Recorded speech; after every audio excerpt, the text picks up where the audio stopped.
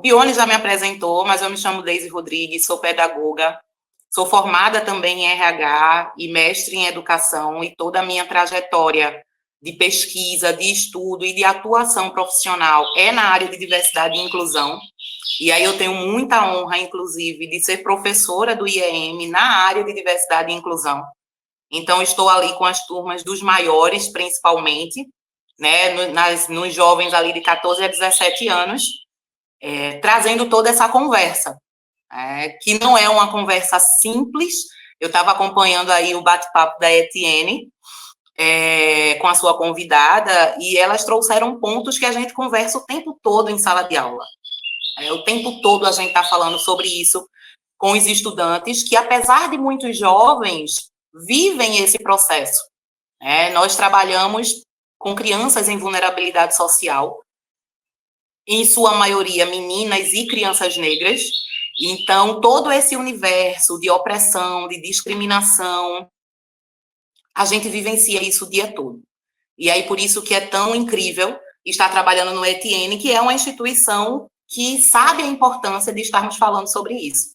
E aí eu fui convidada, por Jamerson, Bione, para estar conversando um pouquinho com vocês sobre como é que o esporte pode ser um caminho para a igualdade.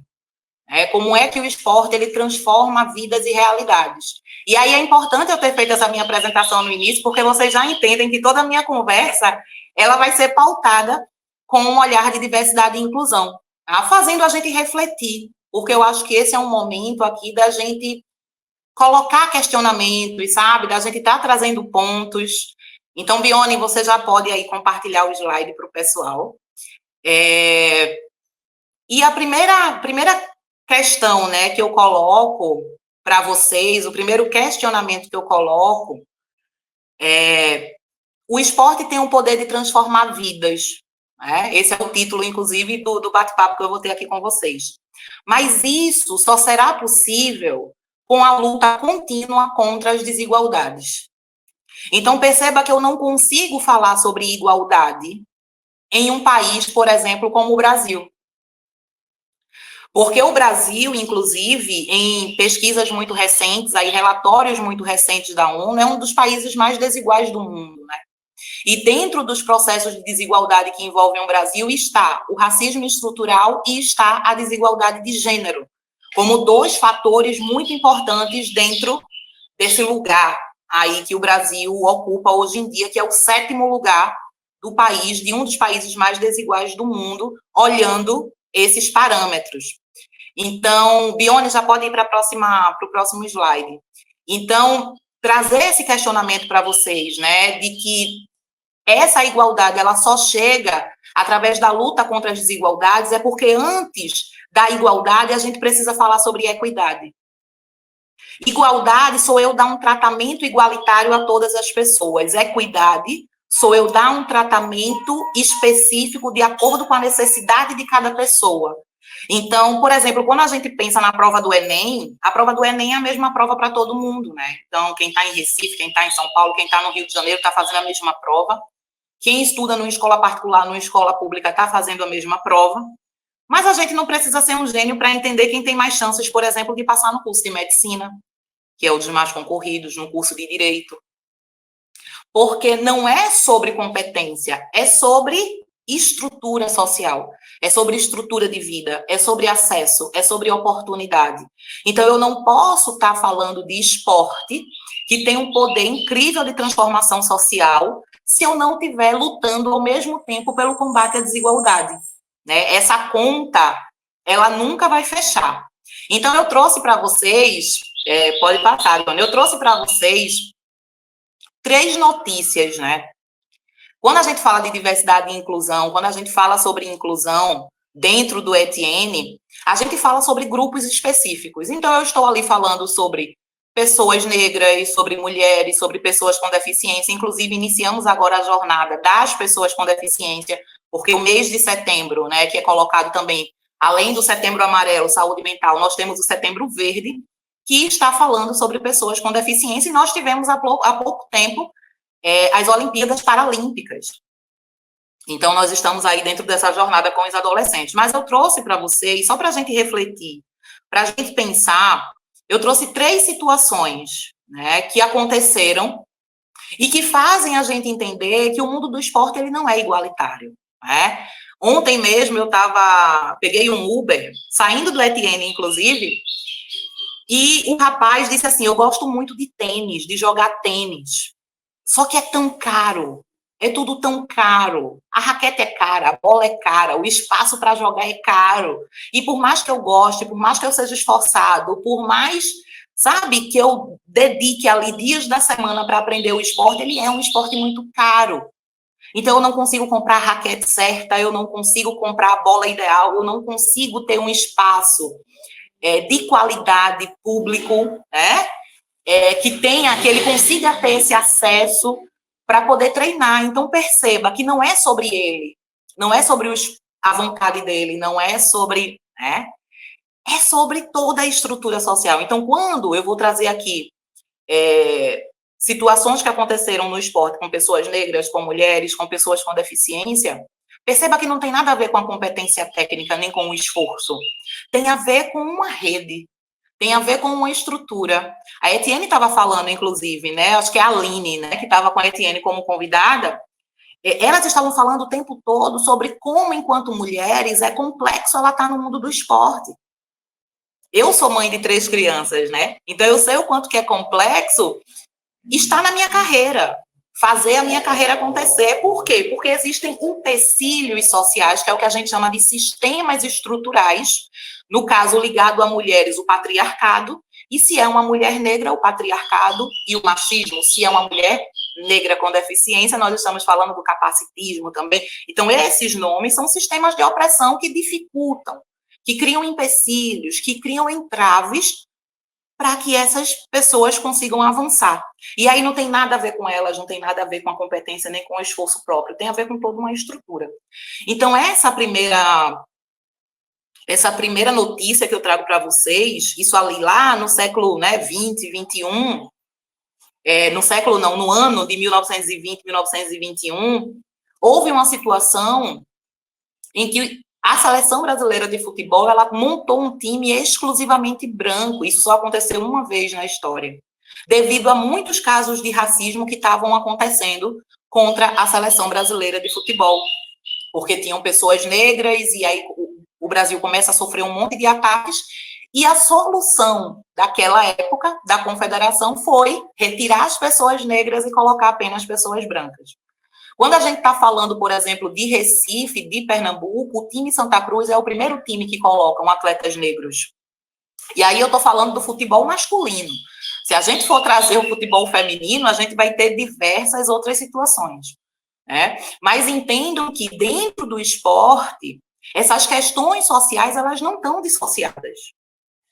A discriminação, ela não está dissociada.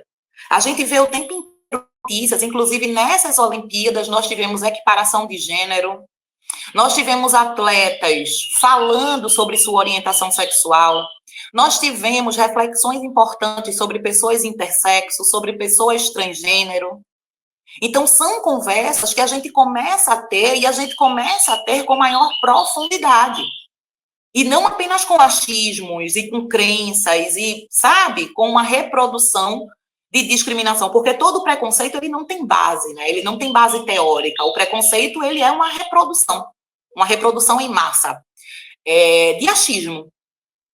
E aí a gente começa a ter reflexões importantes. Até que ponto uma pessoa trans pode ou não estar biologicamente, né? O que é uma pessoa intersexo? Então, isso são conversas que a gente começa a ter, e é esse tipo de conversa que o esporte ele começa a ter, não só o esporte, a sociedade de uma forma geral. Então, hoje a gente entende que o esporte ele não é uma bolha, que ali não tá só acontecendo mérito, né? Ou seja, quem é melhor em competência ganha, quem é pior não ganha. Existe uma série de questões que influenciam nesse processo. Então, essa situação aqui mostra que jogadores negros eram excluídos. Vários times no Brasil não aceitavam pessoas negras. Então, isso mostra como esses sistemas eles impactam dentro do esporte. Pode passar para a próxima, Bione. Eu coloco aqui agora também uma situação do futebol feminino, que houve há 80 anos atrás, em cerca de 80 anos, uma proibição. As mulheres eram proibidas de jogar. Se a gente for pensar um pouco, por exemplo, quando a gente fala sobre Copa do Mundo, a gente, de forma cultural, as empresas começam a se organizar na Copa do Mundo masculina para poder liberar os funcionários para assistir os jogos. Então, a gente começa a estruturar, se o jogo é de manhã, o funcionário chega depois, se é de tarde, é liberado. E essa movimentação, por exemplo, na Copa do Mundo Feminina, ela não acontece ainda. Ela não acontece ainda. Mas nós estamos caminhando para isso. Então, o fosso de desigualdade entre o masculino e o feminino no futebol ainda é muito grande. E aí, quando a gente pensa nos outros esportes, a mesma coisa, né? 3 medalhas de ouro femininas, e em sua maioria de mulheres negras, que se a gente for ouvir a trajetória, elas vão contar um monte de situações, de empecilhos e discriminações que sofreram para estarem onde estão hoje. E aí N coisas contribuem para isso, patrocínio, estrutura, rede de apoio, enfim, tem toda uma situação que acontece para que essas mulheres consigam estar acessando. Mas o que não deixa de ser muito desafiador. Então, existiam processos que impediam mulheres. E aí falavam, gente, que mulheres não tinham a mesma competência técnica, que mulheres iam ter dificuldade, que como é que ia ser a maternidade, como é que uma mulher iria para um campeonato, com quem é que ia ficar o filho. Então, perceba que os questionamentos não têm nada a ver com a questão técnica, tem a ver com todo esse senso comum que a gente tem hoje. É que nem entrevista de emprego, que perguntam lá se a mulher tem filho, com quem vai ficar o filho, e essa pergunta do com quem vai ficar, isso não acontece com o pai, ou acontece com menos, muito pressão. Então, a escola, quando acontece algo com o filho, liga para a mãe, o recadinho na agenda é sempre mãezinha, Mãezinha, seu filhinho esqueceu isso, e ninguém tem lá dizendo paizinho. Então, isso tudo é uma estrutura, gente, uma estrutura patriarcal que a gente tem na sociedade e que a gente reproduz em todos os espaços. E aí eu trago aqui, por último, uma outra notícia que foi algo que impactou muito, Pode passar, Bione, que impactou muito. Inclusive, eu conversei muito isso com os estudantes, conversei com isso, sabe, em empresas, de dizer assim, gente, por que é que as Olimpíadas Paralímpicas não estão sendo, não estão tendo a mesma visibilidade que a gente diz de mídia, Então, nós ficamos em quinto lugar no quadro de medalhas. Nós tivemos muitas medalhas de ouro, inclusive a natação despontando aí, Nós tivemos vários atletas, inclusive o Gabriel, e vários outros atletas que tiveram uma atuação incrível. E você imaginem, a oportunidade que é para a sociedade acompanhar as Paralimpíadas. O quanto que de estereótipos a gente não estaria quebrando, o quanto que a construção de outras visões acerca de atletas, de pessoas com deficiência, nós não estaríamos criando, de entender também os desafios, mas também de entender as vitórias, de entender o quanto que são atletas incríveis e completos. Então, a gente perdeu uma oportunidade incrível de reeducar a nossa sociedade, porque a gente tinha apenas notícias muito específicas acerca das Olimpíadas Paralímpicas, mas a gente não teve um acompanhamento, a gente não teve um enfoque. E isso fala muito de sociedade, e isso fala muito de capacitismo, e isso fala muito da discriminação que nós temos a respeito de pessoas com deficiência, e o quanto que a gente olha apenas com um viés de ai, que superação, Ou, nossa, é como se fosse uma coisa de outro mundo. E a gente precisa começar a normalizar, a gente precisa começar a naturalizar, muita coisa. Óbvio que a gente precisa entender os desafios, mas também existem muitas conquistas ali que têm que ser celebradas. A pessoa não se resume a uma deficiência, A pessoa é muito mais, é uma pessoa completa em todos os sentidos. Então, eu trouxe essas notícias para vocês para mostrar que quando a gente fala de inclusão no esporte, quando a gente fala de transformação de vida, quantos atletas negros, mulheres com deficiência têm as suas vidas transformadas diariamente, né? Atletas que vêm de situações muito vulneráveis, porque quando eu falo, gente, sobre vulnerabilidade, quando eu falo de uma população majoritariamente pobre no Brasil, eu estou falando de uma maioria negra. Então, falar sobre racismo é estar falando sobre uma situação socioeconômica também. Né? Então, que esportes são mais acessíveis? O que é que alguém precisa fazer de questões econômicas mesmo? Questões de passagem para poder chegar no lugar. Então, tudo isso precisa ser analisado. E aí eu trago essas notícias aqui para vocês, para que a gente possa estar refletindo um pouco sobre isso. Pode passar, Bione. E aí faço essa pergunta, que eu acho que é muito do que a gente já está conversando aqui. Como é que a gente pode falar de meritocracia no esporte? Meritocracia é a ideia do mérito, né? De quem ganha, quem é melhor, ganha quem se esforçou mais. E aí, a gente que trabalha diretamente com diversidade e inclusão não tira o mérito da questão. Eu não estou dizendo que não tem que ter esforço, eu não estou dizendo que não existe competência, eu não estou dizendo isso. É claro que existe. É claro que existe o treino, é claro que existe a dedicação, é claro que existe tudo isso. Existe o mérito próprio, o esforço próprio. Cada um sabe, cada atleta sabe, né, do que precisa enfrentar para poder estar onde está.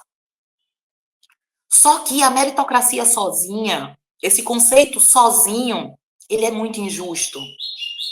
Porque a meritocracia, ela não está nem aí para o que te impede de chegar no treino. A meritocracia, ela não está nem aí se tu não tem passagem. Ela não está nem aí se tu não tem com quem tu deixar teu filho. Ela não está nem aí para nada. Ela só está dizendo que tudo depende de você, que se você vencer é mérito seu e que se você não consegue, problema seu. E aí a gente precisa entender, poxa, é só isso? É só isso? Dentro do esporte é só isso?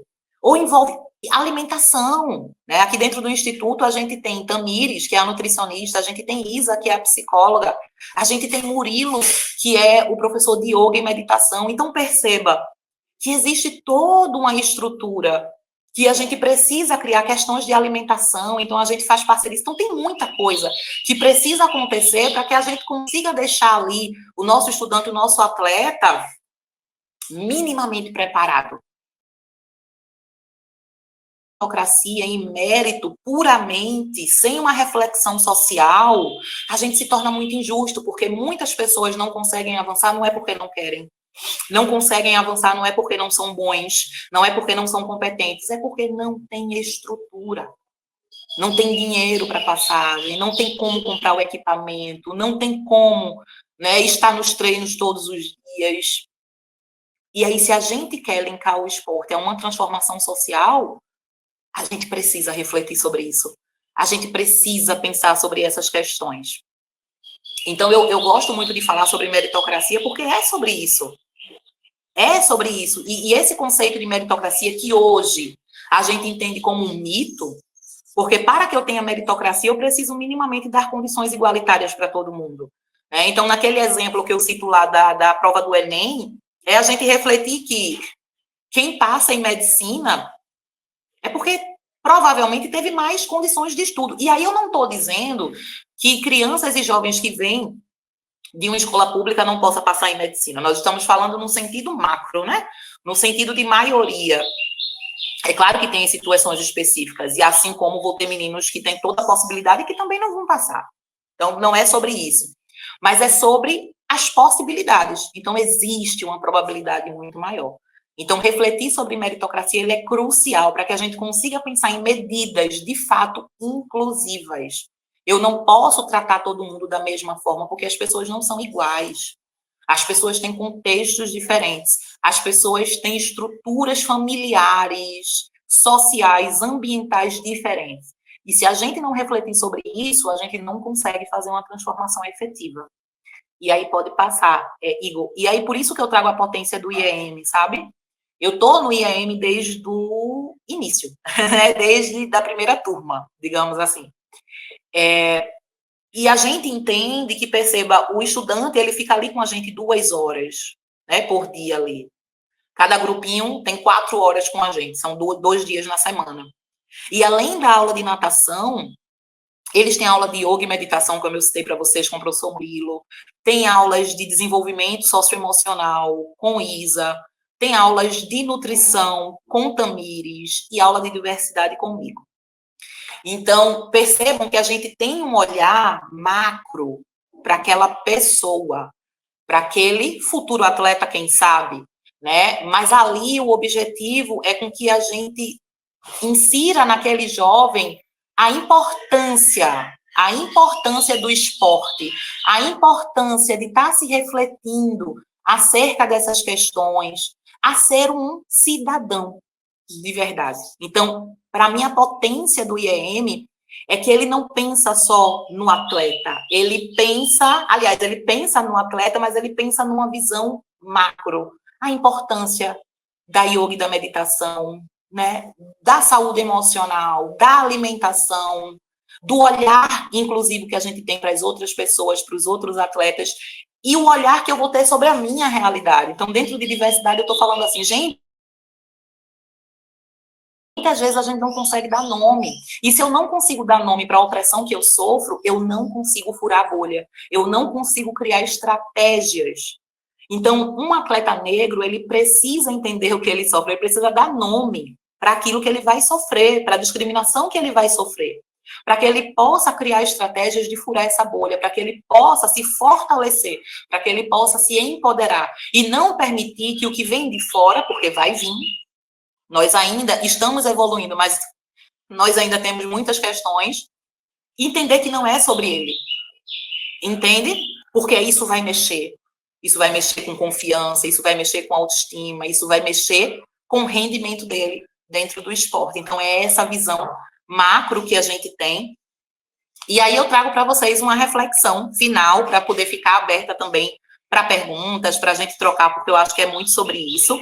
Pode passar, Igor, para meu último slide aí. Porque é isso, gente. A verdadeira transformação, ela acontece quando nos movemos na mesma direção, quebrando barreiras invisíveis e criando um oceano de oportunidade para todas as pessoas. E aí eu pergunto, né? E você? Vai nadar junto ou vai ficar na superfície? Então, eu queria terminar a minha fala com essa reflexão, porque eu acho que a gente nada junto, a gente entende junto, a gente estuda junto e muda o mundo junto, ou vai ficar só na superfície, né? Entendendo que o esporte é isso, é quem se esforçar mais vence e quem não se esforçar não vence. Então, é um pouco mais profundo do que isso. E aí eu convido vocês para que a gente possa mergulhar junto aí dentro desse universo.